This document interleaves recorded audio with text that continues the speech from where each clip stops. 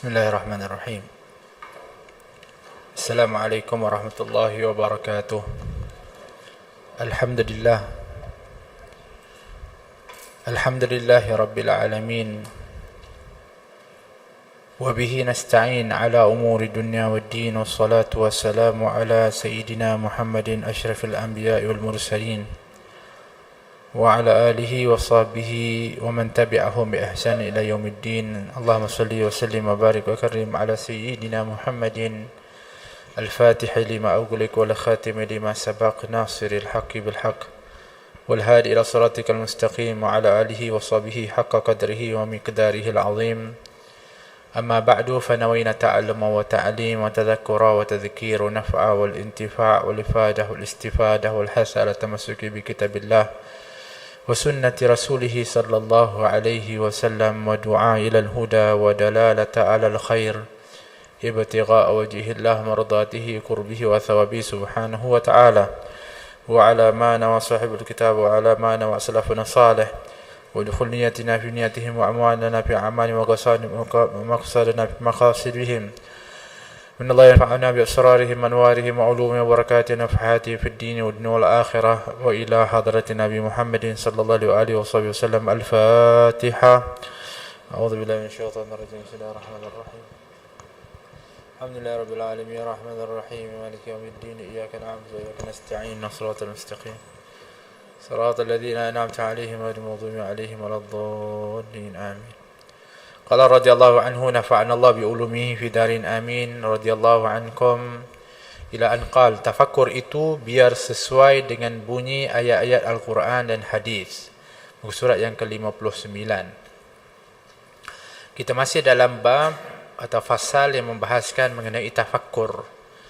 Mengimbas kepada minggu yang lalu kita membahaskan tentang apa yang diperkatakan oleh Imam Haddad untuk pembahagian tafakkur itu, termasuklah kita bertafakkur dengan akhlakul karimah, dengan sifat-sifat mulia, dan juga dengan muhasabah, dengan ciri-ciri wa imma yang digambarkan oleh Allah dalam Al-Quran dan disifatkan oleh Allah dalam Al-Quran ataupun dalam hadis Nabi SAW. Itu daripada sifat-sifat orang-orang yang diredai oleh Allah, sifat-sifat orang-orang yang mendapatkan kemuliaan di sisi Allah Subhanahu wa taala, sifat-sifat orang-orang yang saleh, ataupun sebaliknya orang-orang yang dimurkai oleh Allah Subhanahu wa taala, ada ciri-cirinya yang telah pun disebutkan oleh Allah. Maka kita kena bertafakkur di dalam bermuhasabah, adakah kita ada dalam sifat-sifat yang diingini oleh Allah, dan atau sebaliknya berada di sifat yang ciri-ciri yang ada sifat kepada orang-orang yang dimurkai oleh Allah Subhanahu wa taala wa a'yadzu billah. Jadi itu yang perlu untuk kita bertafakkur, khususnya apabila kita menyebutkan tentang tadabbur kepada Al-Quran, yang kita nak selitkan dengan tafakkur. Ketika membaca Al-Quran, di sana adanya Allah sebutkan tentang orang-orang yang beriman dan beramal saleh, kemudian di sana ada ciri-ciri orang-orang yang disebutkan akhlaknya oleh Allah, kemudian ganjaran yang dijanjikan oleh Allah. Maka kita cek diri kita, ada tak kita ciri-ciri itu. Begitu juga Allah akan sebut tentang orang-orang yang dimurkai, orang-orang yang kita panggil apa, bermaksiat kepada Allah, dan juga balasan neraka dan ancaman daripada Allah. Tengok juga adakah sifat-sifat itu agaknya ada pada diri kita. Ini orang-orang yang bertafakkur. Oleh kerana itu tidak heran disebutkan tafakkur sa'ah khairu min ibadati sanah, disebutkan tafakkur sesaat itu lebih baik daripada ibadah setahun. Riwayat lain mengatakan lebih baik dari ibadah 1000 tahun. Kerana kesan tafakkur itu, yang kalau benar-benar dianya memenuhi kepada ciri-ciri tafakkur, akan terus mengetuk kepada hati seseorang itu dan menyentuh kepada jiwanya, sehingga dia akan tersentak. Dan akhirnya kalau dia tidur, dia terbangun daripada tidurnya, dan cepat-cepat dia akan membetulkan kesalahannya dan juga melipat gandakan daripada amalnya, insya-Allah.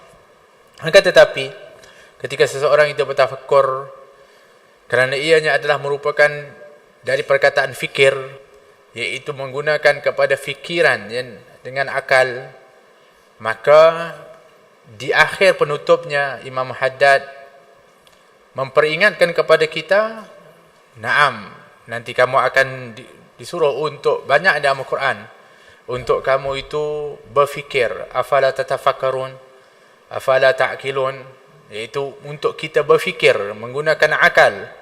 Akan tetapi hendaklah yang namanya tafakkur dan akal yang kita gunakan itu berpandukan kepada Al-Quran dan As-Sunnah, sesuai dengan Al-Quran dan Sunnah. Kerana kita dah bagi tahu, macam mana pun pandai pun orang itu, tinggi pun IQ seseorang itu, tetap ada limit dan batasnya. Oleh kerana itu, kadang-kadangnya akal ni tak mampu melangkaui satu-satu tahap, maka hendaklah dianya sentiasa terpandu oleh wahyu Allah Subhanahu wa taala.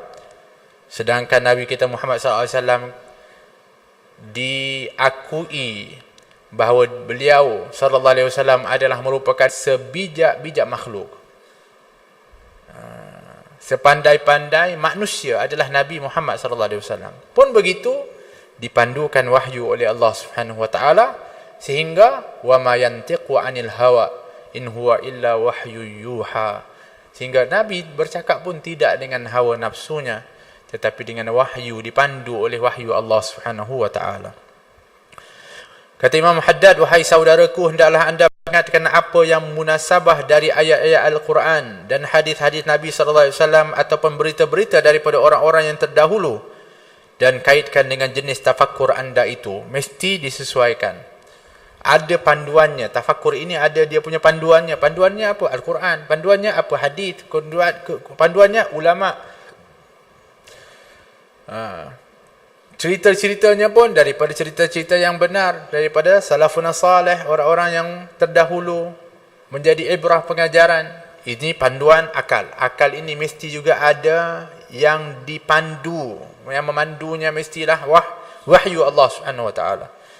Kalau tidak, jadilah orang-orang yang apabila mendahulukan kepada akal, akhirnya ada di antara mereka yang sampai ke tahap tidak percaya kepada kewujudan Allah. Ada di antara mereka yang sampai berpahaman khawarij. Yang mana khawarij ini mendahulukan akal daripada wahyu, mendahulukan logik daripada wahyu. Kalau dikata tak logik benda ni, walaupun ada nas baik Al-Quran ataupun daripada hadis Nabi, dia tetap tolak, dia tetap tolak, dia tak logik.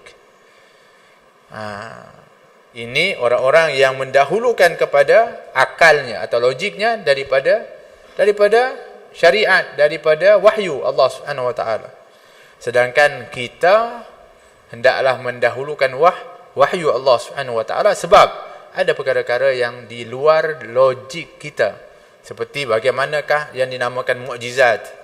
Seperti mana juga akan kasih sayang Allah Subhanahu wa taala, begitu kebesaran Allah Subhanahu wa taala, kurniaan Allah Subhanahu wa taala yang tak mampu untuk kita nak fikirkan dengan akal kita. Apalagi tentang zat Allah Subhanahu wa taala. Sebagaimana yang saya lakukan ketika saya membicara tiap-tiap topik yang terkandung di dalam buku ini. Oleh kerana itu, kalau tengok dalam buku ini, apa saja topiknya, baik itu yakin, baik itu yang namanya niat, baik itu yang disebutkan daripada muraqabah, semuanya dipandukan dengan Al-Quran dan juga daripada hadis Nabi sallallahu alaihi wasallam. Ini yang telah pun dipandu dengan apa yang ditulis oleh Imam Haddad ini. Kata beliau, pasti ianya terpandu daripada Al-Quran dan juga daripada As-Sunnah. Tetapi ingatlah, jangan sampai anda memikirkan tentang zat Allah Ta'ala dan sifat-sifatnya dari segi, barangkali anda ingin mengetahui apa dia zat dan sifatnya itu dan bagaimana kedua-duanya, tiada seorang pun yang cuba mendalami dalam perkara ini, melainkan dia akan terhumban ke dalam jurang yang membahayakan atau tergelincir ke dalam lubang pentashbihan, iaitu penyamaan makhluk atau bentuk yang sukar untuk diselamatkan daripadanya.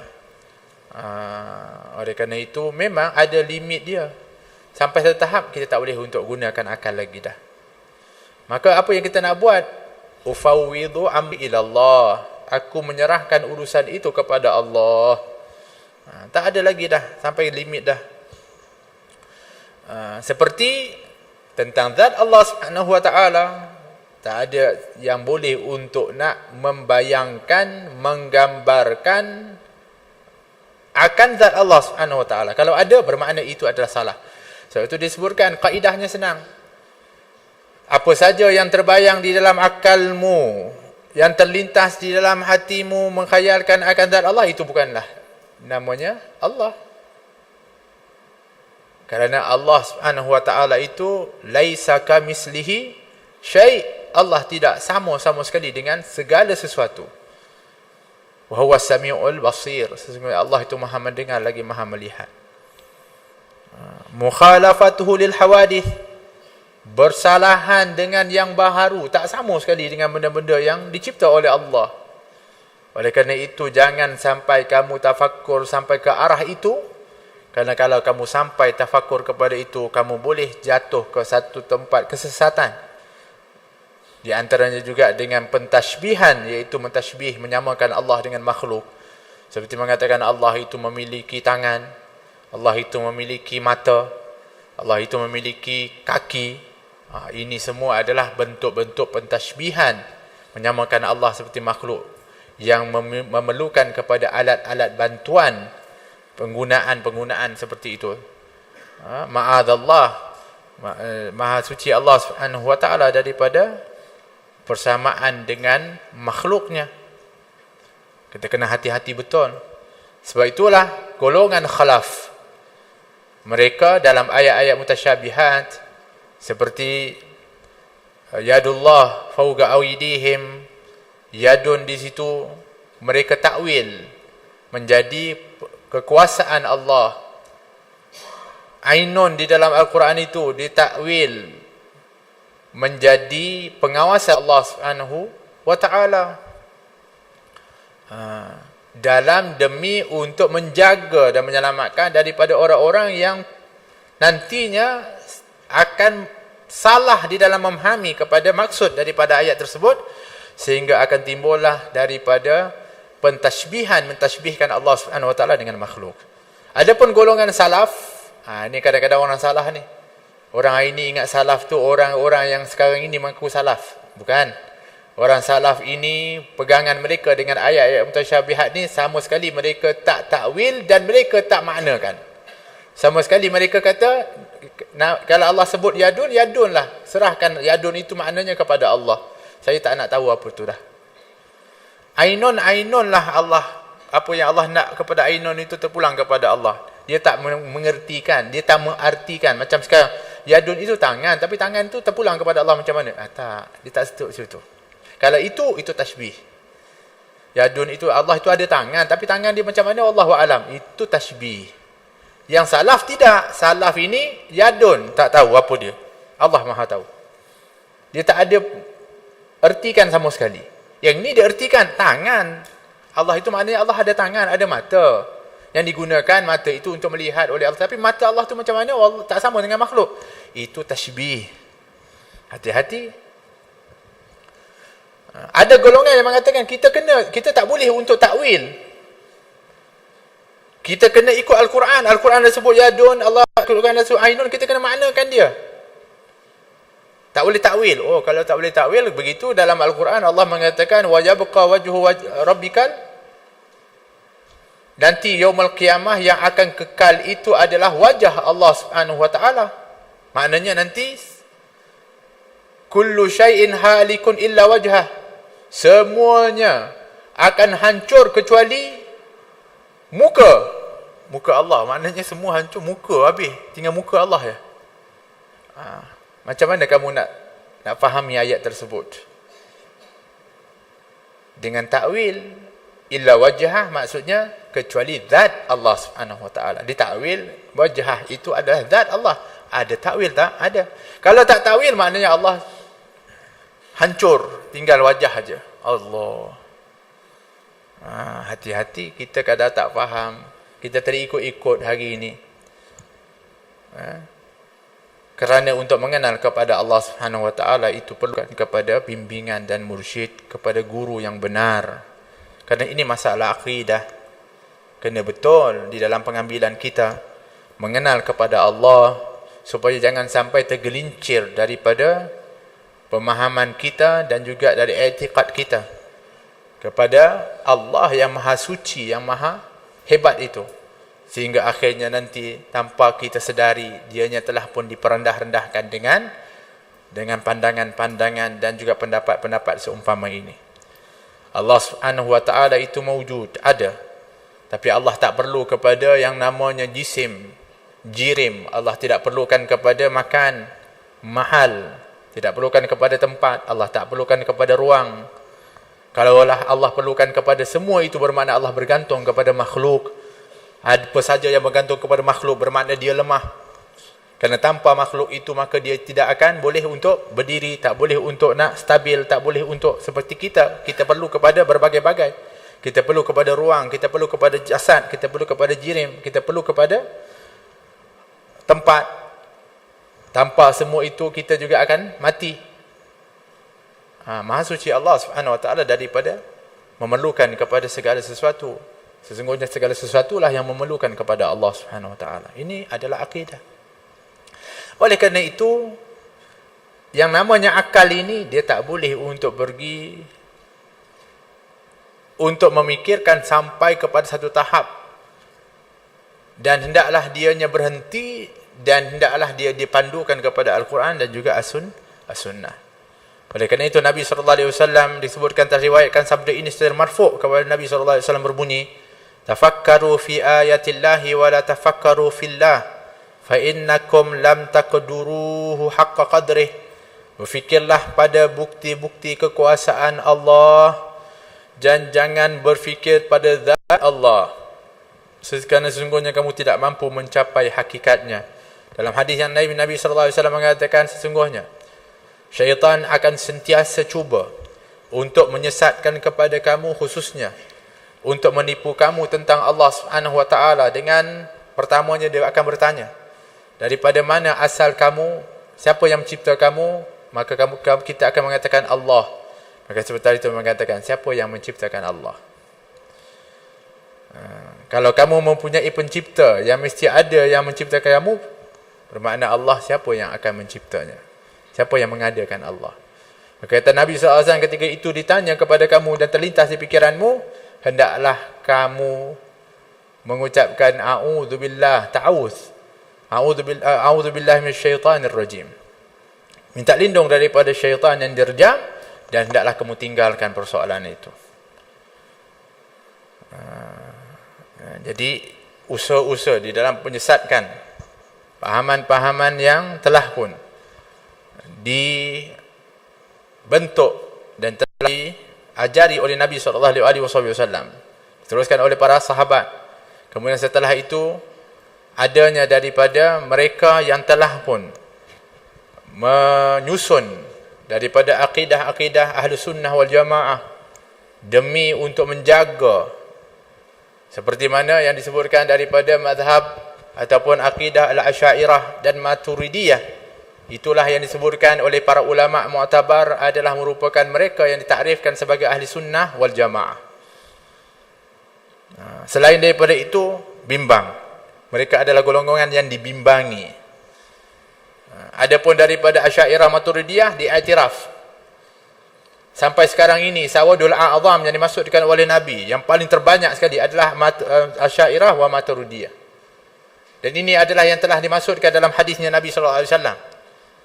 Begitu juga Nabi SAW mengisyaratkan bahawa ketika mana menyebutkan tentang bahawa nanti yang akan menyelamatkan akidah daripada umat ini adalah daripada keturunan orang ini, iaitu Abu Musa al-Asy'ari.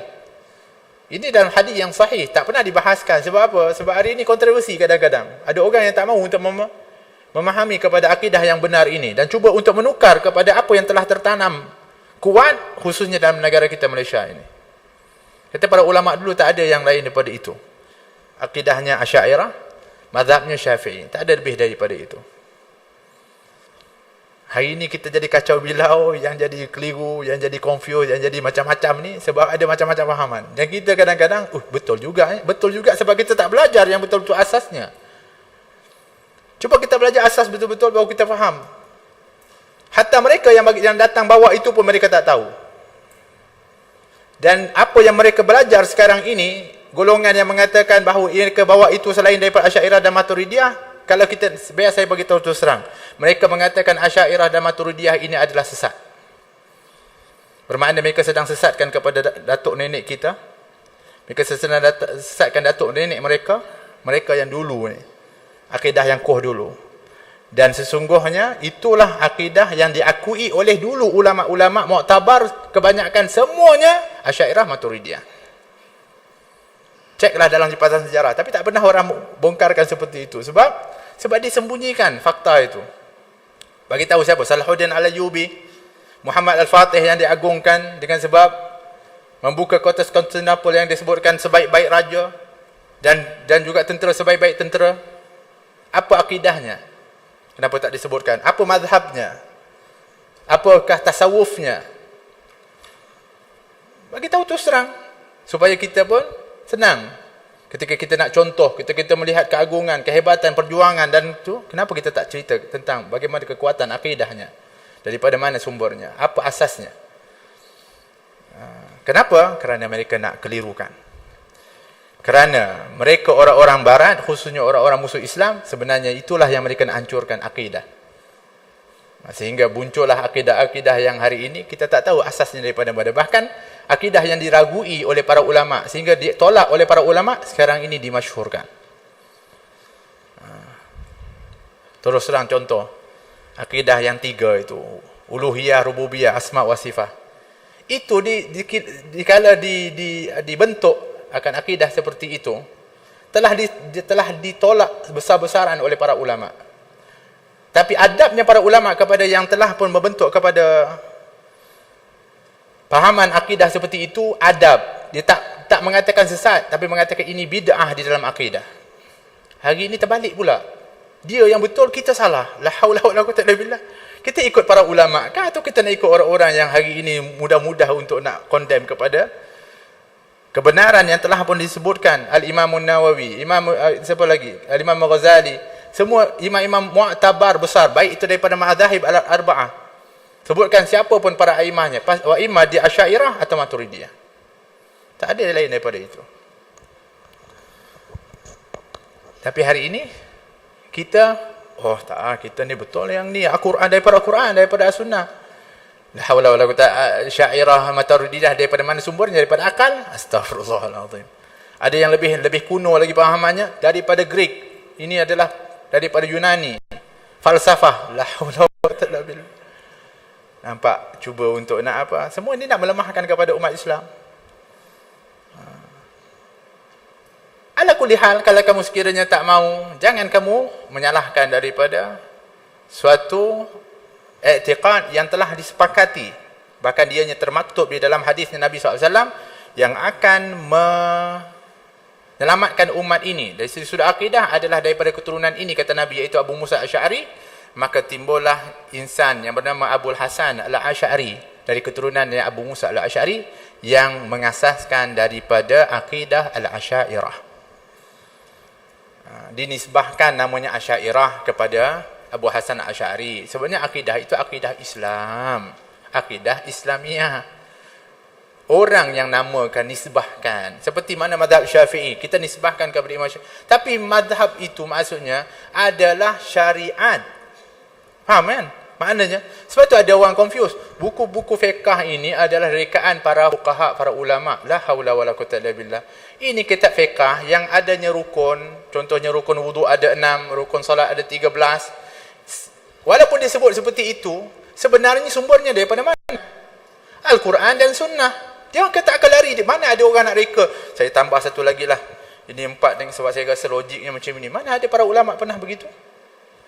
Semuanya. Sebab tu ketika mana disyarahkan, ketika mana dianya telah pun dibesarkan daripada pemahamannya, orang yang akan tahqiq dan ta'liq melihat, oh ini sumber dari hadis dan sebagainya. Tapi subhanallah, mereka luar biasa daripada menyelesaikan daripada masalah-masalah daripada hukum hakam ini berkaitan yang bersumber daripada Al-Quran dan Sunnah. Cukup halus, cukup hebat, cukup warak mereka, cukup berhati-hati para ulama.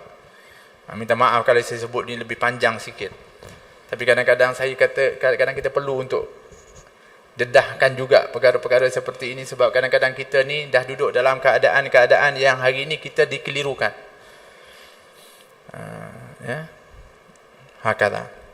Jadi hati-hati sebab apa? Saya minta maaf, kadang-kadang silibus itu ada kat dalam buku-buku sekolah. Saya mengajar di UiTM dulu pun tentang agama. Pergi kat kelas, okey ni dia punya masa tu akidah, tentang akidah, buka buku. Saya belum tak baca pun buku tu. Buka, alah, akidah ini, astagfirullahalazim. Dah dia masuk dah dalam tu. Siapa yang masuk kan? Kutu kita belajar sifat 20, Allah wujud, qidam, baqa, mukhalafatul lil hawadith. Ini adalah akidah-akidah yang jelas. Tiba-tiba kita pergi kepada uluhiyah, rububiyah, asma' wa sifat. Kita nak syarah apa? Kita sendiri pun tak tahu benda tu. Dan hari ini minta maaf ya.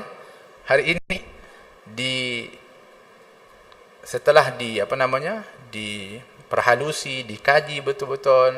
Ini adalah kajian, bukan rekaan, tidak. Betul-betul kajian dan sebagainya, mengatakan inilah dia manhajnya Daesh dan ISIS tu. Yang boleh menyebabkan orang bunuh orang, itu dia akidahnya. Telah diputuskan oleh pihak keamanan sendiri, pihak polis yang telah mengkaji kepada keganasan dan sebagainya. Ini adalah merupakan dasarnya. Nak marah-marahlah, tapi kita nak cari keamanan, dan itu boleh meleburkan keamanan. Kerana apa? Kerana pahaman-pahaman yang menghalalkan darah orang lain. Itulah dia akidahnya, yang boleh membunuh kepada orang yang sebelah dia, walaupun orang tu la ilaha illallah Muhammad Rasulullah pun dia boleh bunuh. Dengan sebab apa? Dengan sebab akidah itu. Ini diakui pun, bahkan diakui oleh orang bidang tu, ulama dalam tu, yang akhirnya mereka bongkar, mereka beritahu memang betul kita yang mengeluarkan ni.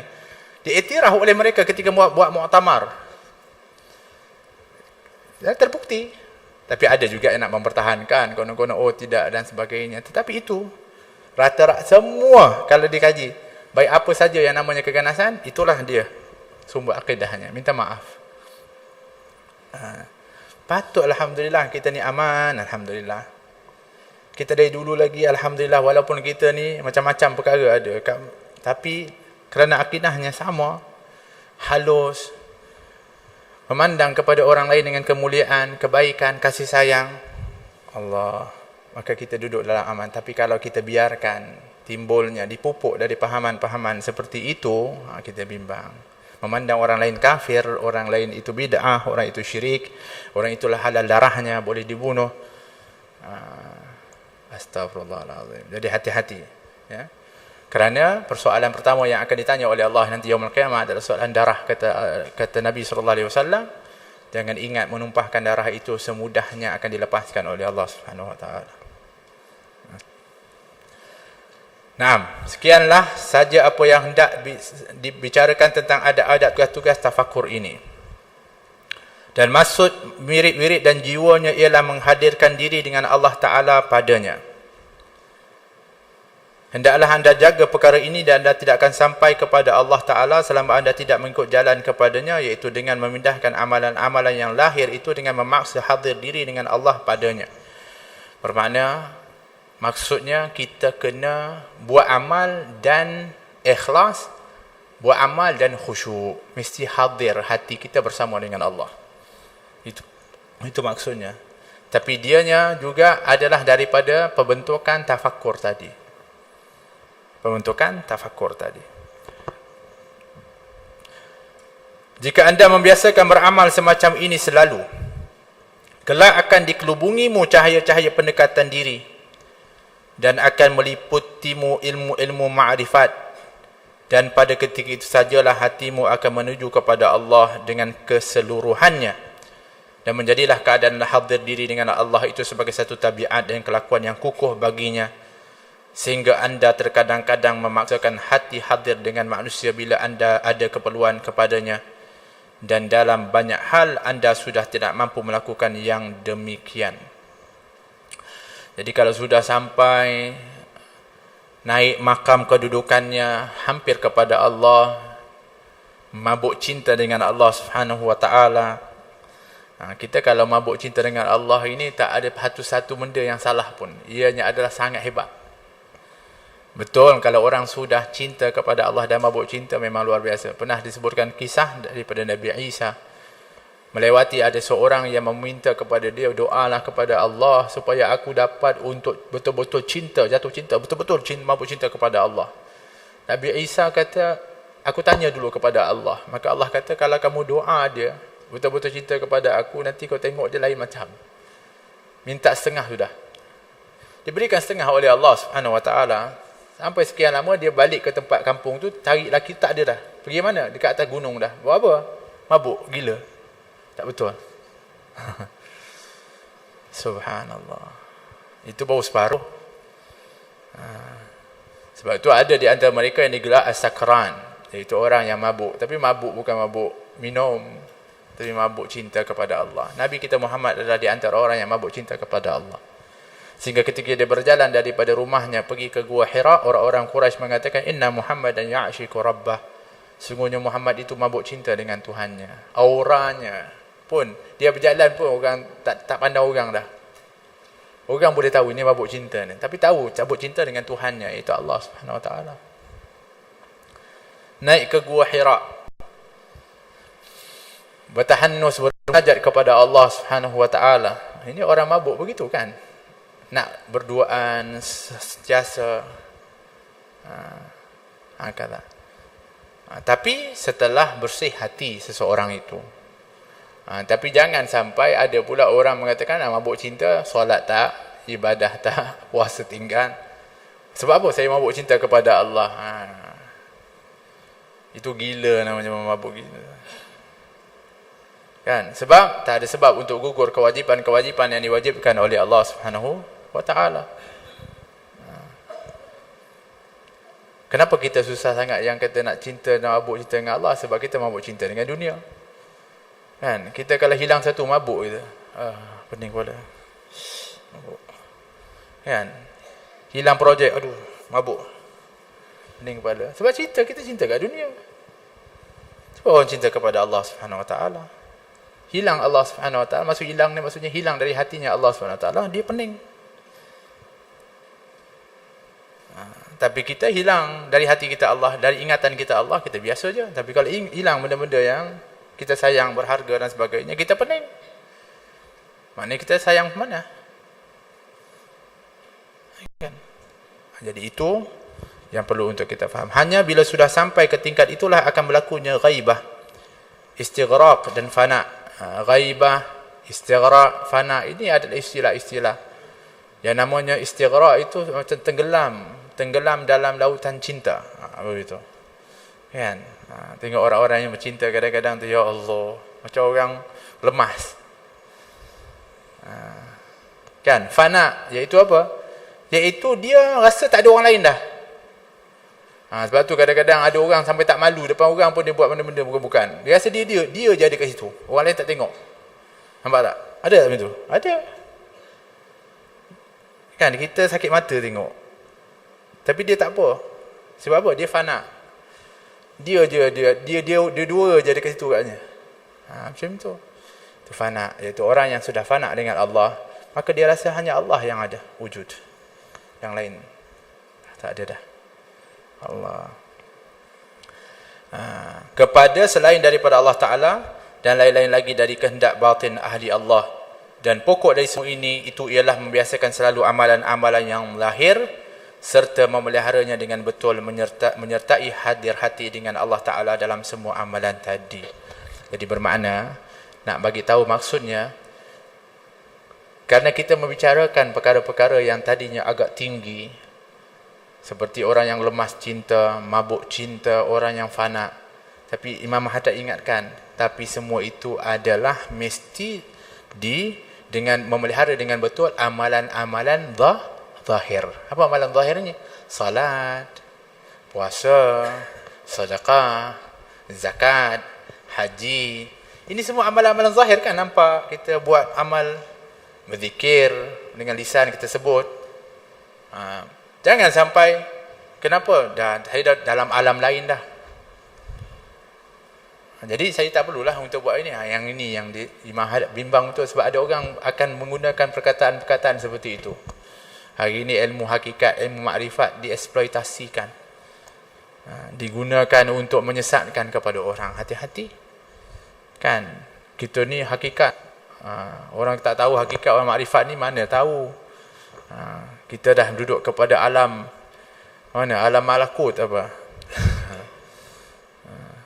Kan?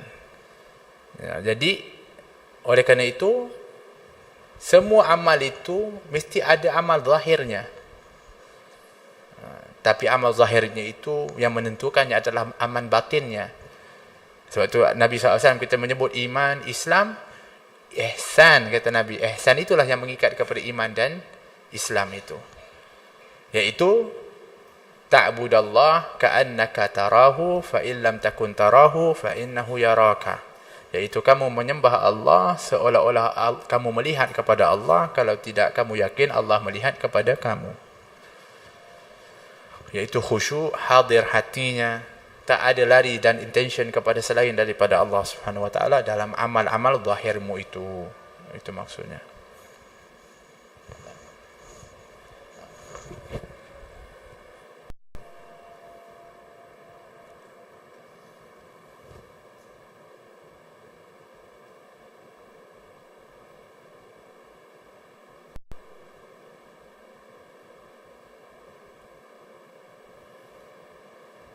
Azan belum? Belum ya? Baik. Ingat. Jangan sampai anda meninggalkan suatu amalan yang berupa wirid dan sebagainya kerana bimbang tidak dapat mengekalkannya. Kerana ingatan semacam itu adalah dari tabiat orang yang bodoh. Jangan sampai anda meninggalkan suatu amalan yang berupa wirid dan sebagainya kerana bimbang tidak dapat mengekalkannya, kerana ingatan semacam itu adalah dari tabiat orang yang bodoh.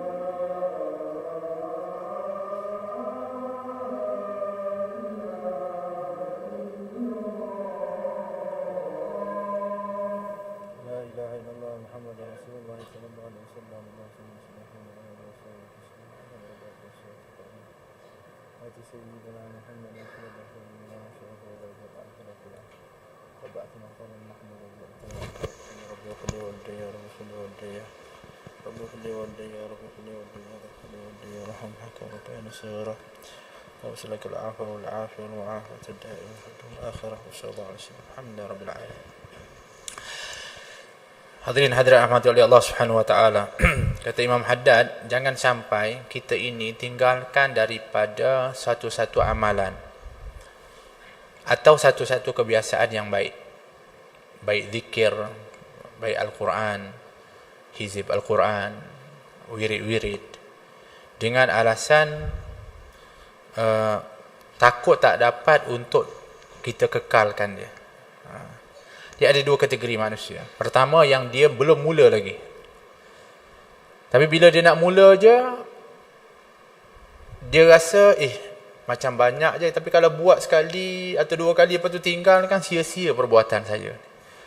Jadi lebih baik tak buat. Itu golongan pertama. Ini, kata Imam Haddad, tabiat orang yang bodoh. Minta maaf ya, bukan saya cakap. Yang kedua, dia dah buat dah. Dia dah buat dah, elok dah dia buat. Tiba-tiba ada dia dengar ceramah atau dia dengar pengajian yang mungkin sedikit memberi peringatan kepada orang-orang yang beramal, nanti boleh jadi amalannya itu akan dia tinggalkan, dan ada ancaman kalau sekiranya seorang itu dah buat kemudian ditinggalkan daripada amal-amalannya. Maka dia kata, kalau macam itu tak payahlah, takut pula nanti tak boleh nak buat. Itu pun sama. Tapi jadilah orang yang dianya beramal tanpa memikirkan sama ada dia akan mampu teruskan atau tidak.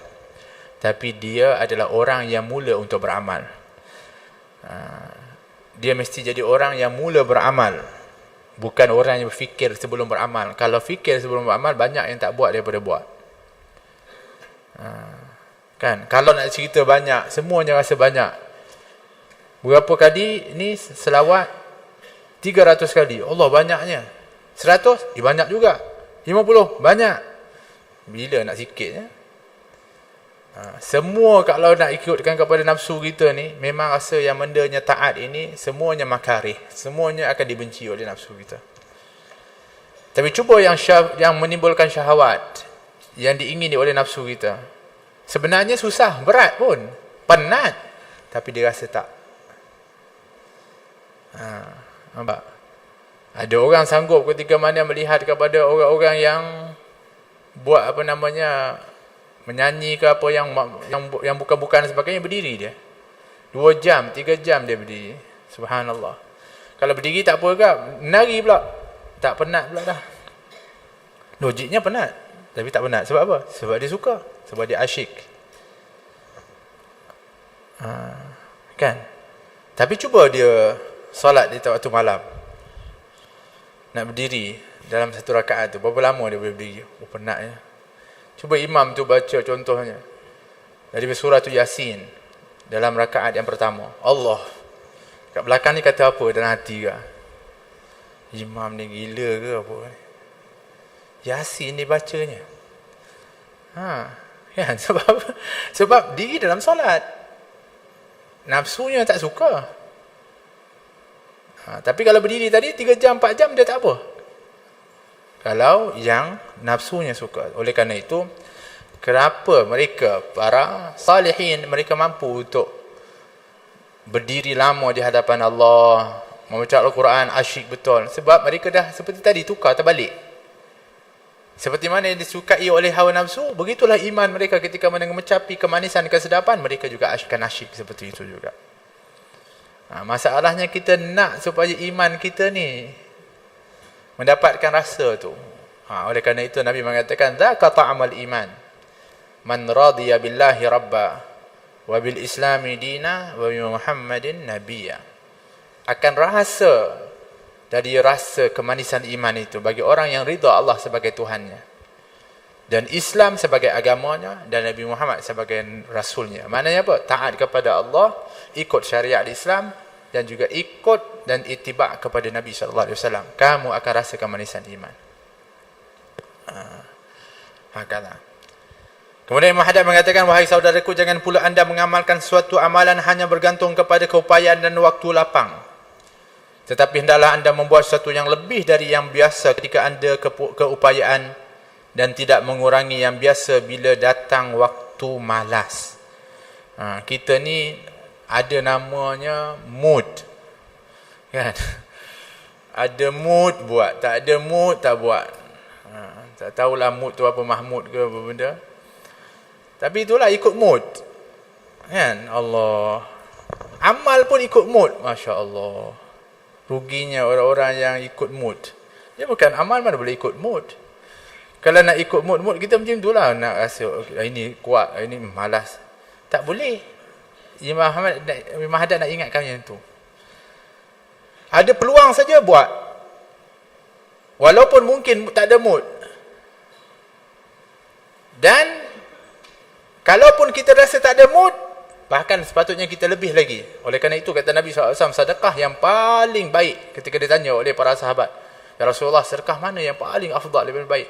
Kata Nabi SAW, sedekah yang paling baik adalah ketika mana engkau merasakan kedekut. Kau rasa bakhil betul waktu tu. Masa tu rasa macam kalau bagi orang hari ni rugi ni, tiba-tiba kau rasa begitu, bagi. Yang itu paling afdal.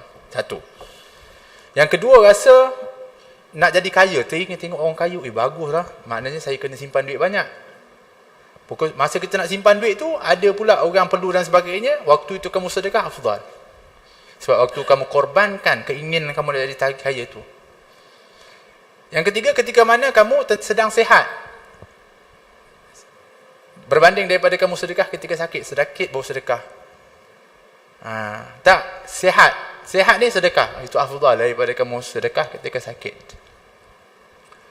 Dan afdal kamu sedekah ketika kamu hidup daripada sedekahmu setelah kamu mati. Sedekah yang hidup ni lebih baik. Walaupun kita kata betul ada wasiat. Wasiat itu pun baik. Iaitu kita nak buat wakaf ke ataupun wasiat selepas mati untuk dia. Naam, tapi afdal mana? Afdal yang kita sedekah ketika hidup. Kenapa kata Nabi SAW? Sebab walaupun kamu tak wasiat ke, tetap juga dia tetap jadi milik orang lain juga. Tapi ketika hidup, kamu ada rasa ada pemilikan itu.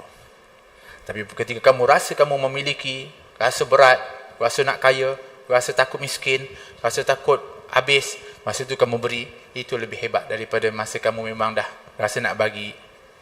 Yang tadi itu lebih hebat. Sebab itu kata Nabi SAW, ketika kamu nak tolong orang, kalau kamu tolong orang yang dulu tak pernah tolong kepada kamu, lebih baik. Wah, macam itu pula. Dulu, ya Allah, kita minta tolong, langsung tak tolong. Marah pula, maki, caci kita pula. Tapi ketika dia susah, kita tolong dia. Yang ini hebat. Hebatnya orang yang menyambung silaturahim kepada orang yang tak ingin kepada dia, ataupun orang putuskan. Aku tak nak kau memang aku menyampah tengok muka dan sebagainya. Dia, Assalamualaikum, khabar sihat? Jomlah kita ni, ya Allah, hari-hari datang. Boleh ada harapan agak-agak. Kata Nabi, silman qata'ak, sambung siapa yang kamu putuskan, kata Nabi, yang memutuskan kepada kamu. Itu hebat. I'timan mana'ak, beri kepada orang yang dulu tak pernah bagi kepada kamu. Dia kaya dulu, kamu miskin. Kamu minta tolong, dia tak bagi. Tiba-tiba dia miskin, kamu kaya pula. Dia susah, dia datang kepada kamu, bagi pula. Dia tak minta pun, kamu bagi juga. Subhanallah, hebat. Tapi siapa yang sanggup buat begitu? Kan? Begitu juga, kalau orang yang buat kesalahan itu, kita adalah orang yang paling cepat maafkan. Ini orang hebat. Kan? Kata Ibrahim Adham ketika dia ditampar, dipukul oleh seorang orang jahat ketika nak ambil buah yang dijaga dalam kebun, tak dapat lepas halangan dia, tumbuk dia, bum, jatuh. Bangun lari, aku nak masuk, kalau tak aku pukul lagi. Dia kata tak boleh, ini orang lain, pukul lagi. Sampai akhirnya tak berjaya, dah orang tu pergi. Tahu tak kamu pukul siapa tadi? Kata orang yang tengok tadi. Itu Ibrahim Adham. Alamak, Ibrahim Adham. Aku tak tahu dia tu adalah bukan Ibrahim Adham. Datang balik, Ibrahim Adham minta maaf, saya pukul kamu tadi. Dia kata tak apa, ketika kamu pukul aku tadi, sebelum aku bangun dan kau nak pukul kaki kedua, aku dah maafkan kepada kamu. Ketika mana engkau pukul aku yang kedua dan kau nak pukul ketiga, yang sebelum tangan yang ketiga sampai ke muka aku pun aku dah maafkan yang kedua tu. Subhanallah. Kalau kita kumpulkan semua, timbang dulu. Maaf ke tak ni agak. Sebelum lagi, subhanallah, mata itu juga terus dimaafkan. Bahkan disebutkan dalam manaqib, Ibrahim Adham mengatakan itu antara momen atau saat yang dia sangat-sangat gembira, dia kata ada beberapa saat dia gembira. Salah satu daripada yang tu ketika dia dipukul kerana tak kenal tadi, sehingga dia merasakan dirinya itu tak diagung-agungkan seperti orang lain. Dia seronok. Yang kedua, dia kata ketika mana dulu aku pernah masuk dalam satu masjid, di satu penggambaraan dia dakwah, dia dah penat betul, dia masuk masjid nak rehat dalam rumah Allah. Tapi orang yang jaga masjid tu siap tu minta maaf. Dia tengok dia ni macam dia dah tak kenal pun, dia nak curi dalam masjid kot. Akhirnya kata tak boleh tidur sini, kamu kena tidur kat luar. Dia masa tu dah betul-betul penat dah tak larat nak jalan dah. Duduk macam tu dah, baring, tolonglah saya dah tak boleh dah. Ini rumah Allah, saya nak tumpang. Apa dia buat? Kamu tak larat jalan ya? Dia angkat dua kaki tu, dia seret keluar. Ajib, dia seret keluar, bayangkan. Lepas dia kunci pintu, tak dapat masuk. Dia kata saat itu aku sangat gembira, dia kata. Merasa diri, bukan masalah dihinakan, tapi merasa dihina. Aku ini bukan mulia mana, tak ada yang kemuliaan kecuali Allah Subhanahu Wa Taala. Begitu. Kan, kalau kita saat itu adalah merupakan peristiwa yang paling pahit dalam hidup kita. Dia kenangan manis. Seperti Nabi Ibrahim, kita tanya, bila kenangan-kenangan manis kamu dalam kehidupan ini? Dia mengatakan ketika aku dibakar oleh Namrud, dalam api Namrud yang besar. Ini apa dia kenangan manis buat ni? Dia kata sebab ketika aku dalam api yang besar itu, waktu aku nyala api itu, waktu itu yang aku disebutkan hasbunallah wa ni'mal wakil itu. Dia mengatakan tak ada ketika yang paling enak saat itu dan manis kecuali ketika itu bulat harapanku hanya kepada Allah. Tak ada dah yang lain dah, Allah je. Yang itu paling best sekali. Sebab itu kalau orang yang nak dapatkan satu saat yang paling lazat adalah ketika dia sujud, tak ada yang lain ketika itu dia ingat kecuali Allah. Pasti dia seronok. Sebab tu ada orang yang sujud lama betul, seronok betul. Kata Nabi, diri lama betul sampai bengkak kakinya kerana lazatnya. Kerana ketika itu tak ada dah kecuali Allah Subhanahu Wa Taala. Kan? Kata. Naam. Menyegerakan amalan yang baik itu penting sekali. Kita habiskanlah sikit insya-Allah. Menyegerakan amalan yang baik itu penting sekali. Ini ingatan. Sebab kalau kita menangguhkan amal, memang biasanya kita akan wa imma gagal untuk buat ataupun kurang daripada amal kita. Ketahuilah bahawa menyegerakan berbuat kebaikan dan memelihara peribatan serta mengekalkan ketaatan adalah jalan hidup para nabi dan para wali pada permulaan mereka dan pengakhiran mereka, kerana mereka adalah orang-orang yang paling kenal kepada Allah Ta'ala. Sebab itu Sayyidatina Aisyah radhiyallahu anha mengatakan tidak ada satu pun daripada amal-amal yang baik ataupun daripada ganjaran-ganjaran yang besar dijanjikan oleh Allah kecuali yang akan mendahului kamu wahai manusia adalah Nabi sallallahu alaihi wasallam. Nabi lebih dahulu cepat. Sebab kenapa? Sebab tahu. Begitu juga para sahabat. Tak ada yang mereka dengar dari janji-janji yang baik, ganjaran-ganjaran yang besar kecuali mereka berlumba untuk buat. Sehingga disebutkan fastabiqul khairat, dan berlumbalah kamu dalam kebaikan. Begitulah para salihin, para ulama-ulama. Tak ada mereka itu mengajak orang buat kebaikan kecuali dia akan buat dulu. Itu para ulama. Sebab apabila dia tahu, terus dia akan berebut untuk buat. Tapi asasnya adalah kerana mereka kenal kepada Allah. Asalnya begitu. Kenapa masuk kenal kepada Allah? Yakin.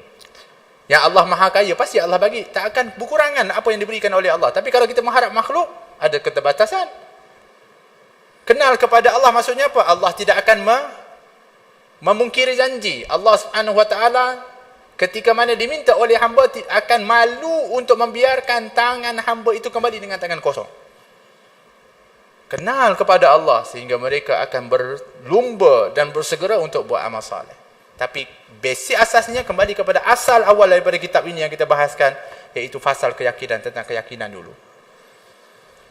Seyakin mana kamu, sehebat itulah amalanmu. Tapi kalau kurang keyakinanmu, kuranglah amalanmu. Semuanya bergantung kepada keyakinan. Hakala.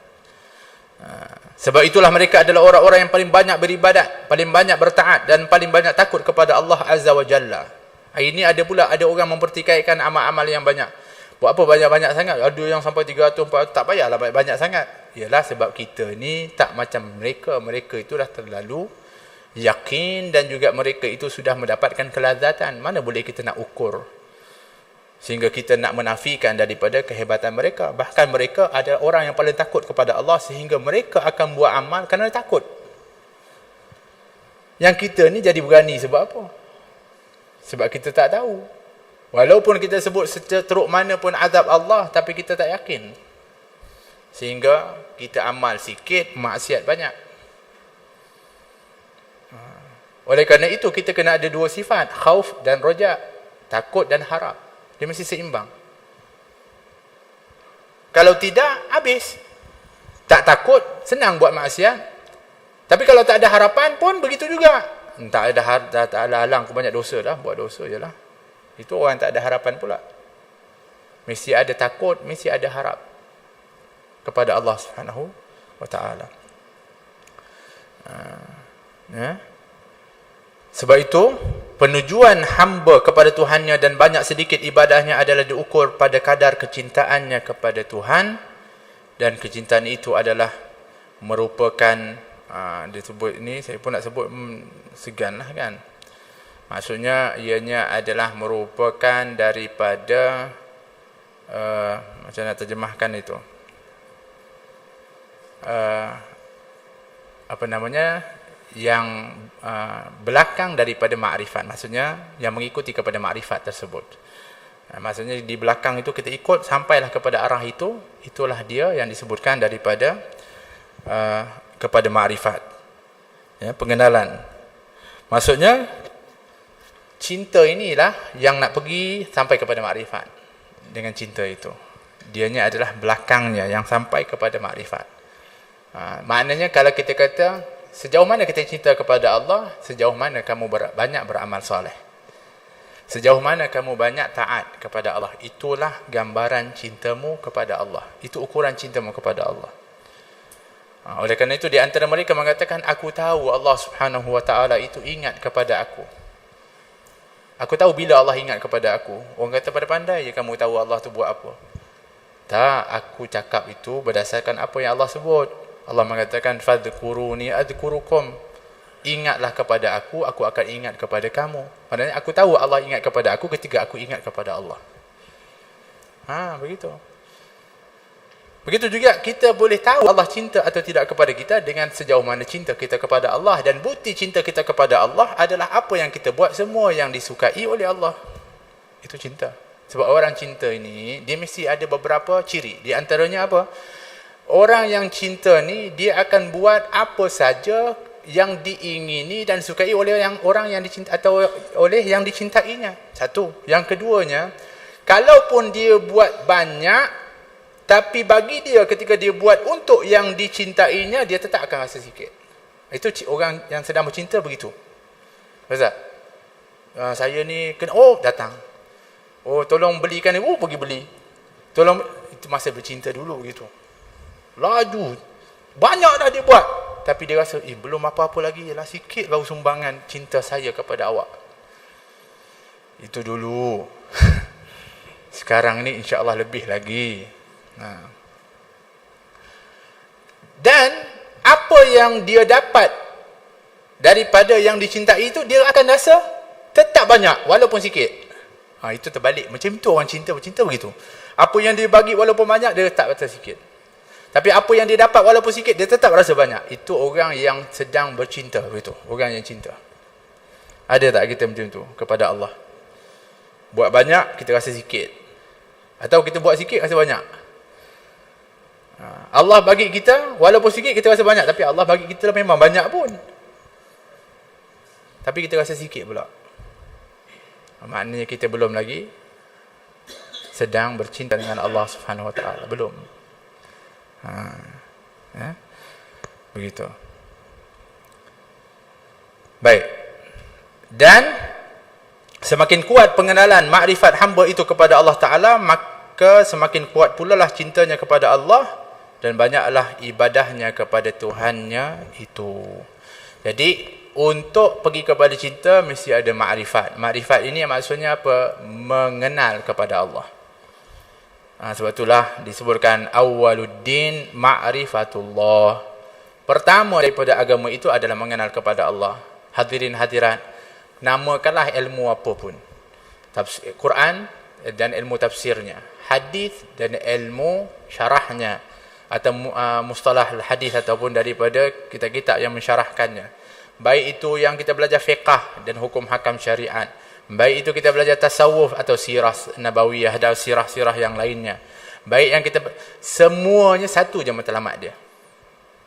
Apa dia? Ma'rifatullah. Kalau ada matlamat yang lain, salah lah. Mana kita belajar ilmu tu. Kalau belajar ilmu kerana kita rasa kita nak lebih hebat daripada orang lain, kita dah salah niat dah. Sebenarnya semua ilmu tu untuk kita kenal kepada Allah. Hatta ilmu apa pun, hatta ilmu-ilmu yang sekarang ni pun, ilmu-ilmu yang kita panggil ilmu fardu kifayah ni pun, geografi ke, semuanya adalah untuk ma'rifatullah kan. Tahu bentuk, tahu kawasan, tahu ini. Apa pun, nak matlamatnya sama je, iaitu ma'rifatullah, kenal kepada Allah. Cuma hari ini niat tu yang telah pun musnah. Niat itu yang telah pun dipadamkan. Sebenarnya semua ilmu daripada Allah, dan apabila kamu apa ilmu itu, sepatutnya kamu kenal kepada Allah. Wa ma utitu minal ilmi illa qalila. Tidak aku berikan kamu ilmu kecuali sedikit, kata Allah Subhanahu Wa Taala. Tapi dengan sedikit itu sepatutnya semuanya matlamat kamu adalah untuk mengenal kepada aku, iaitu kepada Allah Subhanahu Wa Taala. Oleh kerana itu, kalau kita belajar kerana kita nak kenal kepada Allah, baru namanya ikhlas dan benar. Sehingga kita ketika benar belajar ilmu itu, Allah berikan kepada kita futuh. Allah berikan kepada kita nur dan khasyah, cahaya dan takut. Ilmu yang benar ni akan melahirkan dua, cahaya dan takut. Cahaya itu untuk terangkan apa? Hati kita. Kerana hati kita ini yang menyuluh kepada kehidupan kita. Jalan kat depan kita semua gelap. Walaupun kita nampak terang ada lampu, sebenarnya gelap. Kita tak tahu yang mana hak, yang mana batil, yang betul dan sebagainya. Maka ada lampu yang menyuluh. Syariat itu, begitu juga roh kita. Begitu juga dengan hati yang terang ni. Nak selamat jalan kita menuju kepada Allah. Kalau tidak, kita nak sampai macam mana? Jalannya insya-Allah. Begitu juga mesti ada takut. Ilmu, semakin kamu bertambah ilmu, semakin bertambah takut. Kata Nabi SAW, "Lau ta'lamuna ma'a'lam. La dhahiktum qalila, la bakaitum kathira, la dhahiktum qalila." Kalau kamu tahu, kamu ada ilmu seperti mana aku, kata Nabi, maka sudah tentu kamu banyak menangis dan kurang ketawa, kata Nabi SAW. Allah. Nampak? Maknanya semakin tambah ilmu, kamu akan semakin takut. Nabi yang sudah dijamin oleh Allah dan punya kedudukan yang cukup mulia pun setiap malam menangis kepada Allah SWT. Bermunajat, bangun, salat, menangis, bengkak kaki Nabi SAW. Kenapa? Sebab kenal betul kepada Allah SWT. Dan takut. Aku adalah orang yang paling takut kepada Allah, kata Nabi SAW. Allah. Mudah-mudahan kita juga termasuk golongan daripada orang-orang yang takut dan diberikan ilmu oleh Allah. Tetapi jika anda tergolong orang-orang yang terlalu sibuk mencari kekayaan dunia serta suka mengikutkan tuntutan hawa nafsu sehingga tiada waktu lagi untuk melazimkan wirid-wirid dan bermacam-macam ibadat yang sunat, maka berusahalah mencari sedikit waktu untuk Tuhanmu pada awal waktu siangmu dan sedikit dari waktu malamnya, supaya anda menyebutkan dirimu dengan bertasbih dan beristighfar dan sebagainya dari jenis-jenis ketaatan. Sebab telah diriwayatkan dari Allah Ta'ala, yakni sebuah hadis kursi, bahawa dia berkata, "Ibnu Adam, ij'al li sa'atan min awali naharika wa sa'atan min akhiri akfika ma baina dhalik." Allah berfirman dalam hadis kursi, "Wahai anak Adam, sediakanlah bagiku sesaat dari awal siangmu dan sesaat lagi dari waktu malamnya untuk mengingatiku.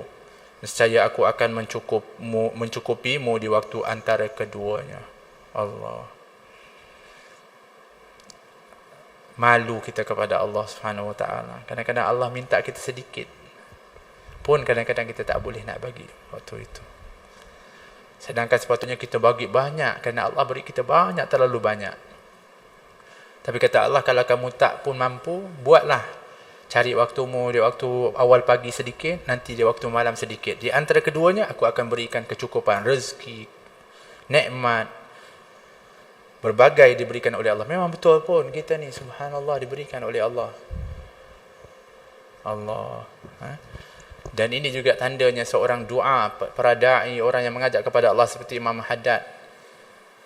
Dia tetap memberikan harapan dan juga galakan dan ajakan walaupun sedikit. Itu pendakwah. Ini tak, semuanya kena hebat-hebat je, yang lain tak boleh. Semua sesat, semua tak boleh, semuanya tak boleh. Sebab itu para ulama kita dulu bijak-bijak. Mereka ini sayang kepada umat. Tengok umat ni kadang-kadang terlalu sibuk, dia cipta satu-satu amalan-amalan. Bukan cipta maksudnya apa, berasaskan kepada Al-Quran dan Sunnah, tapi dia buat tu sebagai satu yang menjadi kebiasaan. Dan mengambil sedikit waktu, menjadikan mereka terpaksa membahagikan waktu mereka. Kenapa? Sebab sayang, supaya kamu juga termasuk daripada orang yang berzikir, membaca Al-Quran dan sebagainya. Subhanallah, hamba begitu. Sebab mereka adalah pendakwah, mengajak kepada Allah, bukan menghukum kepada seseorang. Kita ini mesti faham, nahnu du'at la qudan. Kita ini adalah da'i, mengajak orang kepada Allah, bukannya qadi atau hakim. Apa beza di antara pendakwah dengan hakim ataupun qadi? Pendakwah ini nak ajak orang kepada Allah aja. Jom, ini buat ni, buat jom gini, sikit pun tak apalah, itu pendakwah. Tapi kalau qadi atau hakim, kamu tak buat masuk neraka, kamu ni ahli neraka ni, ini syirik ni, ini bid'ah ni, itu qadi. Banyak tak orang jadi qadi sekarang? Banyak. Asal orang ni, ni neraka ni. Oh, ini syirik ni. Itu qadi banyak sekarang, hakim. Tapi yang mengajak kepada Allah tak banyak. Yang memberikan harapan kepada orang yang mungkin dah jauh daripada Allah, tapi masih lagi boleh, insya-Allah kamu ni. Masih lagi mengajak ke pintu-pintu seperti orang-orang tabligh contohnya. Masih lagi ada orang-orang yang mengajak orang kepada Allah Subhanahu Wa Taala di tengah-tengah orang ramai, di tengah-tengah bandar, juga di tempat-tempat yang mungkin kita rasa kotor, di dalam-dalam pedalaman, bukan hanya di masjid dan sebagainya, masih ada lagi. Dan mereka itu lebih hebat daripada kita yang duduk di sini mungkin. Yang kita selesa dengan aircon, dengan ni. Mereka lebih hebat daripada itu, pengorbanan mereka. Tapi mereka da'i, mereka mengajak orang. Seperti mana para ulama dulu, kalaulah tidak mereka itu seorang da'i, kalau mereka itu sebagai orang yang menghukum dan qadi, pasti mereka tak akan mengislamkan orang kat sini. Tapi mereka rela meninggalkan kampung halaman mereka daripada Hadramaut, Yaman, daripada India. Tinggal. Datang ke satu negeri yang asing kepada mereka. Tak ada pun mereka faham bahasa, dia tak tahu adat kebiasaan, tahu berbeza agama lagi. Tapi kerana mereka itu pendakwah, nak ajak kepada Allah Subhanahu Wa Taala, mereka datang. Sehingga satu Nusantara ini memeluk kepada al-Islam. Allah. Sebab mereka datang dengan status seorang pendakwah yang nak ajak orang kepada Allah, nak kenalkan kepada keindahan Islam dan kebenarannya. Begitu. Bukannya untuk nak bagi tahu kamu ini orang kafir, kamu itu, tak. Kata. Itu beza dia. Kata Imam Haddad, ada satu berita yang warid mengatakan bahawa buku catatan sang hamba itu apabila didedahkan kepada Allah Azza wa Jalla di setiap akhir harinya, maka jika ada tercatat pada awalnya dan akhirnya suatu kebaikan, akan berkata Allah Ta'ala kepada malaikatnya, padamkanlah semua yang ada di antara kedua waktu itu. Itu sesuai dengan bunyi ayat Al-Quran berikut. Dzalika min fadlillahi alaina wa 'alan nasi walakinna aktsaran nasi la yashkurun. Dan demikian itu adalah dari kurniaan Allah kepada kita dan kepada sekalian manusia. Akan tetapi kebanyakan manusia memang tidak tahu berterima kasih. Jadi kamu buat di waktu pagi, kemudian kamu buat juga nantinya zikir-zikir, amalan-amalan saleh di waktu petang. Ada warid mengatakan, kata Allah ketika nak angkat amalan tu, yang di antaranya kau hapuskanlah. Subhanallah. Allah yang Maha Rahman, Rahim, Ghafur, Rauf. Begitu. Sebab tu Adanya yang disebutkan a'malul lail, yaum wa lailah, amal pagi, siang dan malam. Adanya zikir-zikir waktu subuh dan zikir-zikir di waktu asar ataupun di waktu maghrib dan isyak. Maknanya tadi, sebab dua waktu ini memang Allah selalu sebut dalam Al-Quran. Ghadati wal ashi, bil ashi wal asal. Maknanya disebutkan selalu pagi petang, pagi petang. Bermakna kalau kamu buat di waktu pagi, buat di waktu petang. Bermakna kamu sudah memenuhi daripada anjuran dan ajakan dan juga galakan yang disebutkan oleh Allah. Maka ada lah yang disebutkan wiridul latif di waktu pagi. Ada yang disebutkan solat sunat duha di waktu duha. Kemudian petang nanti ada pula lagi disebutkan malam dibaca wiridul, contohnya ratibul attadutul haddad contohnya. Dibaca daripada wirid Nawawi, Imam Nawawi contohnya, Al-Imam Syadil Hizul Bahar. Maknanya kita isi, seolah-olah kita isi minyak di waktu pagi, penuh. Kita jalan, lama-lama petang habis, isi lagi. Kan begitu. Besok, isi pula. Hari-hari kena isi pada waktunya. Supaya kita berjalan tadi, kalau apa-apa hal berlaku di tengah jalan, kita ada juga bekalan dia masih. Tapi kalau tak ada, Allah, bagaimana? Oleh kerana itu, perlu untuk kita menjadi orang yang sentiasa menyegerakan amalan. Oleh kerana itu disebutkan, khairul birri ajiluhu. Sebaik-baik kebaikan itu adalah segera. Oleh itu dalam kebaikan ini ada beberapa yang disebutkan. Dalam kebaikan, yang terbaik adalah yang apabila dia buat yang baik itu adalah perkara yang paling berat kepadanya tetapi paling dia sayang, suka benda itu. Contoh, disebutkan oleh Allah, laisal birra,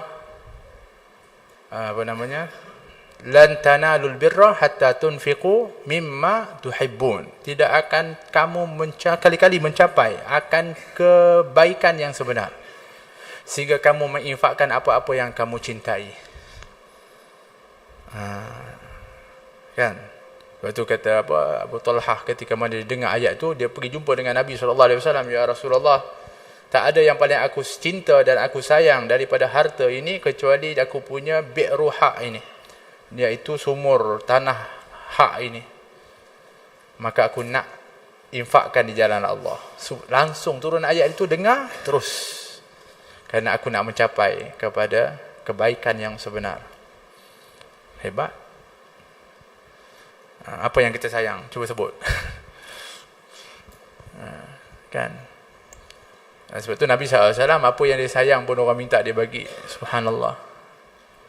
Kan? Depan dia jangan minta saya sudah. Tapi subhanallah begitu. Itu pertama. Iaitu yang kalau orang yang betul-betul yang kata kebaikan sebenar adalah yang dia infak, yang dia suka. Yang kedua adalah yang dia segera buat.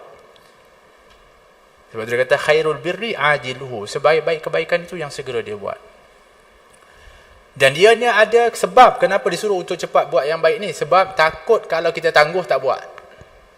Itu penyakit dia. Niat ada. Benda ada. Nak buat waktu tu nanti dulu. Bila sampai waktunya, kalau kita kata kita nak tu, memang tak buat dah. Sebab apa? Macam-macam yang boleh menghalang. Apalagi kalau tentang sedekah. Duit dapat banyak. Ini kalau saya sedekah 1/3 daripada itu. Pertama setengah dulu, setengah. Setengah ni kalau dapat banyak, setengah saya nak tu. Tiba-tiba dapat, alamak banyak pula setengah rasa. 1/3 lah. 1/3 pun masa nak pergi nak buat tu, terfikir tak? Fikir kan 1/3 rasa banyak juga. Sebab dia dapat tu terlalu banyak. Memang 1/3 jadi banyak lah. Macam orang zakat juga. 2.5%. Kalau dia dapat 10,000, 2.5%, 250. Okey lagi. Kan? Tapi kalau dia dapat 10 juta, 2.5% berapa? Berapa 2.5%? 250,000. Hai, fikir. 250,000 macam-macam boleh beli ni. Tapi dia tak tengok yang 10 juta tu, dia tengok 250,000 tu. Sebenarnya samalah konsepnya. Kalau ada 10,000, RM250 je. Maknanya 250,000 sama macam RM250 juga sebenarnya, sebab kamu ada lebihnya tu. Tapi oleh kerana kamu hanya melihat kepada yang jumlah yang kamu nak kena keluarkan tu saja, tanpa melihat kepada apa yang telah kamu dapat daripadanya, maka kamu akan rasa banyaklah. Itu penyakit macam itu. Itu sebabnya kita panggil Qarun jadi macam tu, kerana hartanya terlalu banyak sangat. Macam mana dia nak keluar zakat? Sampai dia punya kunci pun nak kena angkat berapa puluh daripada unta. Kunci, bukan kata harta, kunci. Kunci gudang. Bayangkan berapa banyak zakat dia nak kena keluar. Memang banyak lah, tapi yang tinggalnya lebih banyak, sangat banyak lah. Akhirnya tak mau keluar. Macam mana nak buat? Akhirnya Allah SWT tenggelamkan. Makan bumi, makan dia. Ambil dia dan hartanya terus. Sampai hari ni tak habis lagi. Kita jumpa je harta Qarun, jumpa je harta Qarun, kan begitu. Harta Qarun semua. Punya banyaknya harta Qarun, kan. Begitu. Di antaranya juga disebutkan mereka orang-orang yang ditimpa fitnah daripada harta. Jadi hati-hati. Kita kewajipan-kewajipan mesti dilaksanakan. Allah SWT kaitkan, wa aqimus shalah wa atuz zakah. Dirikan oleh kamu salat, tunaikan zakat. Kata ulama, ini perintah berangkai. Tak diterima solatmu kalau kamu tak tunaikan zakat. Itu perintahnya, dia beriring, dia tak pecah. Maknanya kamu solatlah macam mana pun, tapi zakat kamu tak buat, maka tak diterima solatmu oleh Allah Subhanahu Wa Taala. Oleh kerana itulah Sayyidina Abu Bakar memerangi kepada orang mani zakat, orang yang tak nak zakat setelah wafatnya Nabi SAW. Kenapa? Kerana mereka telah pun menafikan daripada kewajipan, daripada rukun Islam, dan juga kewajipan itu menafikan. Maka mereka telah pun murtad dengan sebab menafikan kewajipan yang ditetapkan oleh Allah Subhanahu Wa Taala secara qat'i. Maka diisytiharkan perang oleh Sayyidina Abu Bakar As-Siddiq radhiyallahu anhu, sehingga pernah ditegur mereka itu kan masih lagi mengucapkan la ilaha illallah Muhammadur Rasulullah. Kata dia, kalaupun aku tak ada senjata kecuali dengan ranting-ranting kayu pun aku akan memerangi kepada mereka. Oleh kerana itu, untuk menghukum kepada seorang itu adalah mesti seorang hakim dan qadhi yang benar. Bukan seorang tu kata, dia ni dah murtad, dia ni syirik. Tak boleh. Kita mesti ada rujukan yang utama. Sebab itu Sayyidina Abu Bakar dia memang layak, sebab dia adalah merupakan khalifah Rasulullah yang telah pun menggantikan Nabi SAW. Jadi mudah-mudahan Allah Subhanahu Wa Taala membersihkan kepada kita daripada akidah-akidah kita, supaya menjaga akidah kita menjadi akidah yang benar. Dia berikan oleh Allah Subhanahu Wa Taala keteguhan iman dan keyakinan kepada Allah Subhanahu Wa Taala, sehingga kita benar-benar dapat untuk menghayati daripada kebesaran dan juga daripada keesaan Allah Subhanahu Wa Taala. Dan mudah-mudahan Allah Subhanahu Wa Taala sentiasa memandang kita dengan pandang rahmat-Nya dan merahmati kepada kita dan keluarga kita. Dan mudah-mudahan kita mendapatkan keampunan daripada Allah Subhanahu Wa Taala. Walaupun kita banyak melakukan kesalahan, diampuni oleh Allah Subhanahu Wa Taala, kerana Allah Maha Pengampun. Dan mudah-mudahan Allah Subhanahu Wa Taala sentiasa memandu dan juga menunjuk kita jalan kebenaran, jalannya Nabi Muhammad SAW dan jalannya para salihin. Dan mudah-mudahan Allah Subhanahu Wa Taala menjaga kepada akidah kita, iman kita, Islam kita. Dan mudah-mudahan Allah Subhanahu Wa Taala matikan kita dan golongkan kita di jalannya orang-orang yang beriman, dan matikan kita di dalam Islam, dan juga kita dikaitkan dengan para salihin. Amin Allahumma amin. Mudah-mudahan Allah memberikan keselamatan, kejayaan, keselamatan, hajjan mabruran, sa'yan mashkuran, dhanban maghfuran, wa tijaratan tabur kepada mereka yang terpilih untuk menunaikan haji pada tahun ini. Dan mudah-mudahan Allah Subhanahu Wa Taala menyempurnakan perjalanan, memberikan kesejahteraan, keselamatan dan perjalanan mereka pergi dan balik, dan untuk sampai kepada keluarganya dengan selamat, dengan keteguhan iman dan juga dengan amal yang istiqamah insya-Allah. Dan mudah-mudahan Allah Subhanahu Wa Taala memilih kita semua insya-Allah yang belum mungkin atau yang telah pun pergi untuk kembali lagi untuk ziarah ke Baitullah dan juga untuk menunaikan haji di Makkah. Dan mudah-mudahan Allah Subhanahu Wa Taala memberikan ganjaran dan juga pengkabulan seperti mana kita yang tinggal di sini, tapi didoakan mereka orang-orang yang di sana dikabulkan oleh Allah Subhanahu Wa Taala. Dan mudah-mudahan Allah Subhanahu Wa Taala matikan kita dalam husnul khatimah dengan kalimat la ilaha illallah Muhammadur Rasulullah sallallahu alaihi wasallam dengan hakikat yang sebenarnya, sehingga selamat kita di alam kubur dan nanti dimahsyarkan oleh Allah di bawah bendera Nabi Muhammad sallallahu alaihi wasallam, dan dapat minum di telapak tangan Nabi Muhammad. Dan mudah-mudahan Allah Subhanahu wa taala masukkan kita dalam syurga tanpa hisab, dan juga menyelamatkan kita di sirat sehingga sampai ke seberang sana dengan selamat, dan dikumpulkan kita di dalam Firdausul A'la bersama Nabi Muhammad sallallahu alaihi wasallam. Allahumma hadina bihudak waj'alna mimman yusari'u fi ridhak wa la tuwallina waliyan siwak wa la taj'alna mimman khalafa amraka wa asak wa hasbunallahu wa ni'mal wakeel wa la hawla wa la quwwata illa billahil aliyyil azim. Rabbana atina fid dunya hasanah wa fil akhirati hasanah wa qina adzaban nar. Sallallahu alaihi wasallam Muhammad wa ala alihi wasallam. Alhamdulillahi rabbil alamin. Saya juga nak ambil kesempatan nak minta maaf, minta ampun, dan juga minta doa. InsyaAllah saya akan berangkat untuk menunaikan haji pada 29 Ogos.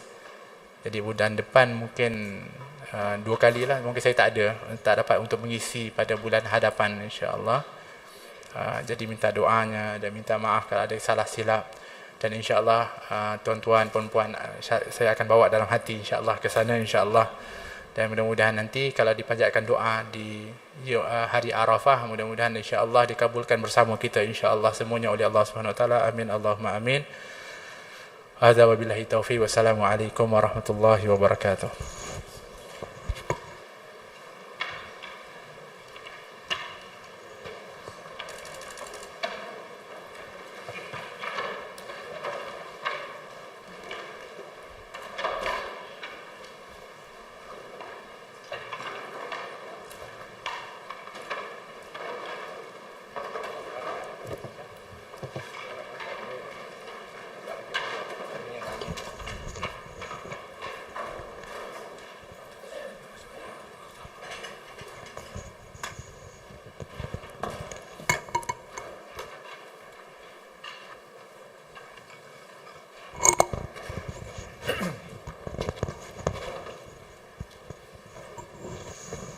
سووا صفوفكم يرحمكم الله.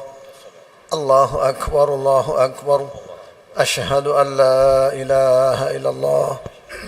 أشهد أن محمد رسول الله. حي على الصلاة حي على الفلاح. قد قامت الصلاة قد قامت الصلاة. الله أكبر الله أكبر. لا إله إلا الله.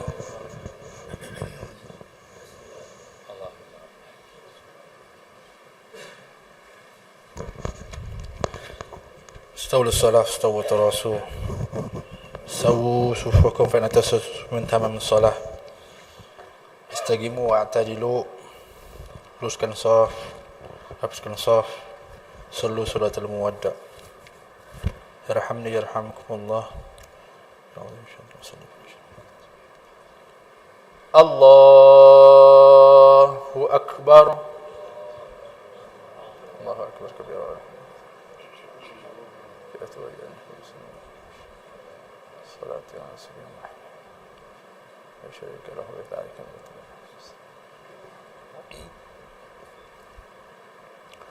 بسم الله الرحمن الرحيم. الحمد لله رب العالمين. الرحمن الرحيم. مالك يوم الدين. إياك نعبد وإياك نستعين. اهدنا الصراط المستقيم. صراط الذين أنعمت عليهم غير المغضوب عليهم ولا الضالين.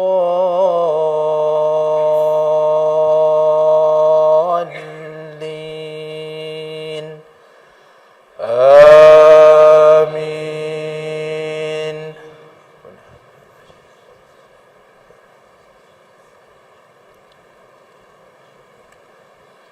بسم الله الرحمن الرحيم.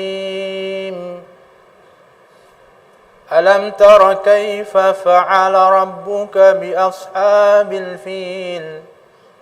ألم يجعل كيدهم في تضليل. وأرسل عليهم طيرا أبابيل ترميهم بحجارة من سجيل فجعلهم كعصف مأكول. الله أكبر. سبحان ربي العظيم. سبحان ربي العظيم. سبحان ربي. سمع الله لمن حمده. الله أكبر.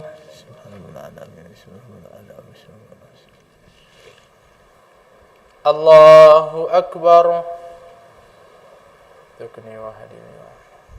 الله أكبر.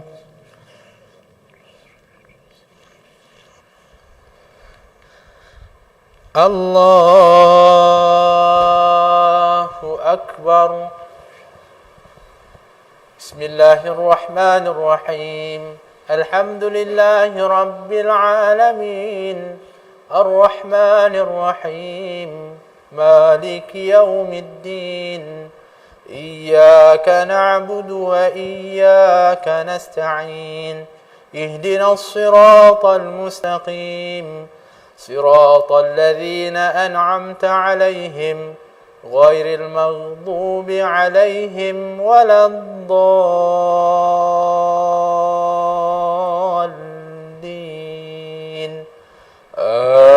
آمين.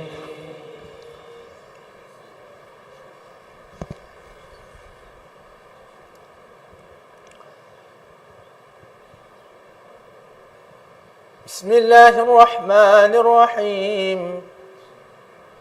لإيلاف قريش إيلافهم رحلة الشتاء والصيف فليعبدوا رب هذا البيت الذي أطعمهم من جوع وآمنهم من خوف.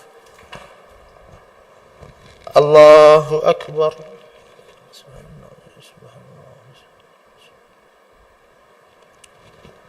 سمع الله لمن حمده.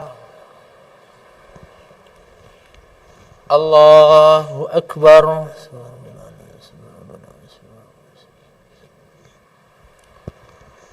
الله أكبر.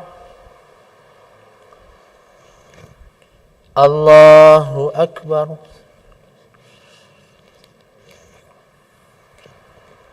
الله أكبر. السلام عليكم. السلام.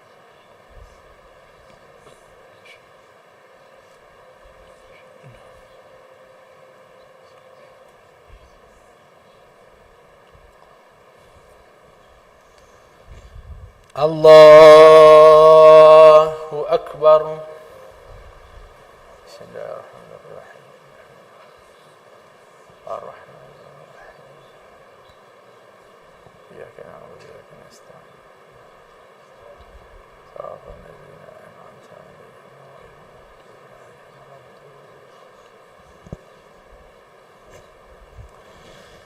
الله أكبر.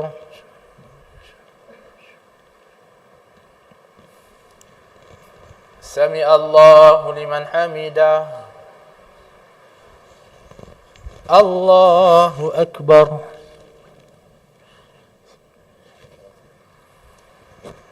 الله أكبر. الله أكبر.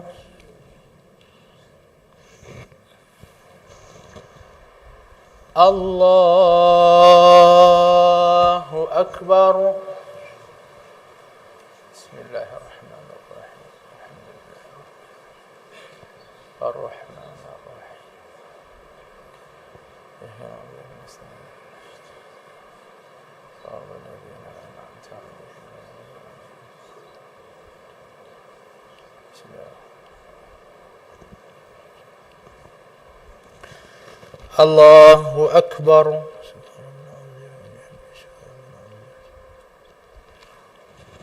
سمع الله لمن حمده. الله أكبر.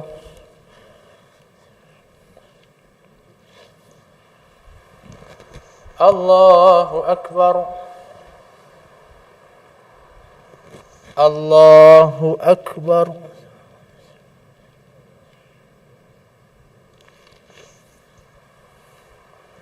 الله أكبر. تحية المباركة. السلام عليكم. السلام. لا إله إلا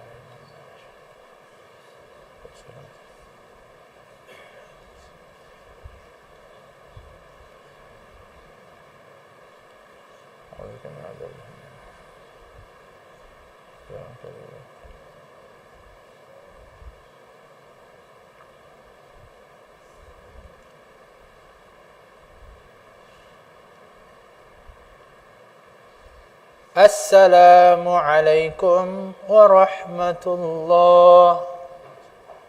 السلام عليكم ورحمة الله. استغفر الله العظيم الذي لا إله إلا هو الحي القيوم وأتوب إليه.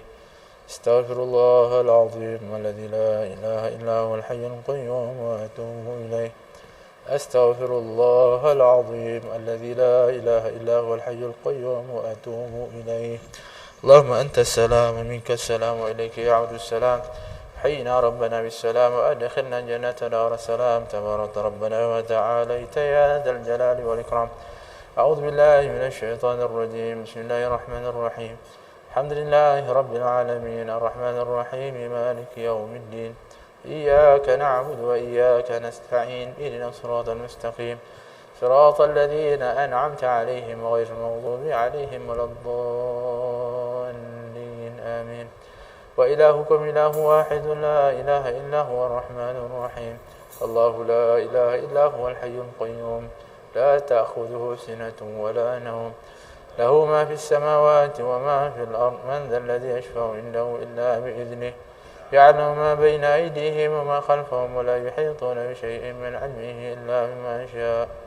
وسع كرسيه السماوات والأرض ولا يؤوده حفظهما وهو العلي العظيم.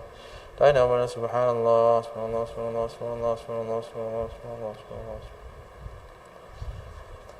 الله سبحان الله سبحان الله سبحان الله سبحان الله سبحان الله سبحان الله سبحان الله سبحان الله سبحان الله سبحان الله سبحان الله سبحان الله بحمده دائما قائما أبدا. الحمد لله الحمد لله الحمد لله الحمد لله الحمد لله الحمد لله الحمد لله الحمد لله الحمد لله الحمد لله الحمد لله الحمد لله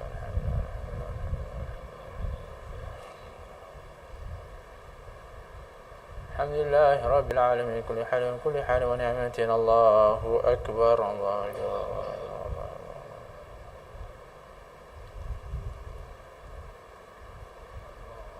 الله أكبر الله أكبر الله أكبر الله أكبر الله أكبر الله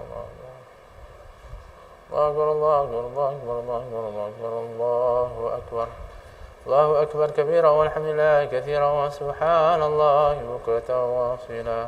لا إله إلا الله وحده لا شريك له له الملك وله الحمد يحيي ويميت وعلى كل شيء قدير ولا حول ولا قوة إلا بالله العلي العظيم. أعوذ بالله من الشيطان الرحمن الرحيم. الحمد لله رب العالمين. اللهم صل وسلم على سيدنا محمد وعلى آله وصحبه أجمعين. اللهم نسألك العفو والعافية والمعافاة الدائمة في الدين والدنيا والآخرة. اللهم إنا نسألك التقى والهدى والعفاف والغنى. اللهم إنا نسألك رضاك والجنة ونعوذ بك من سخطك والنار. ربنا لا تزغ قلوبنا بعد إذ هديتنا وهب لنا من لدنك رحمة إنك أنت الوهاب. ربنا ظلمنا أنفسنا وإن لم تغفر لنا وترحمنا لنكونن من الخاسرين. ربنا اغفر لنا ولوالدينا وارحمهم كما ربونا صغارا. والجميع المسلمين والمسلمات والمؤمنين والمؤمنات الأحياء منهم والأموات. الله ربنا هب لنا من أزواجنا وذرياتنا قرة أعين واجعلنا للمتقين إماما. اللهم أرنا الحق حقا وارزقنا اتباعه وأرنا الباطل باطلا وارزقنا اجتنابه. وافتح علينا فتوح العارفين ويفقهنا في الدين ويرزقنا كمال الإخلاص واليقين. ربنا آتنا في الدنيا حسنة في الآخرة حسنة وقنا عذاب النار. اللهم اختم لنا بحسن الخاتمة ولا تختم علينا يا الله بسوء الخاتمة. وصلى الله على سيدنا محمد وعلى آله وصحبه وسلم. دعوهم فيها سبحانك اللهم وتحياتهم فيها سلام وآخر دعواهم الحمد لله رب العالمين. تقبل الله منكم.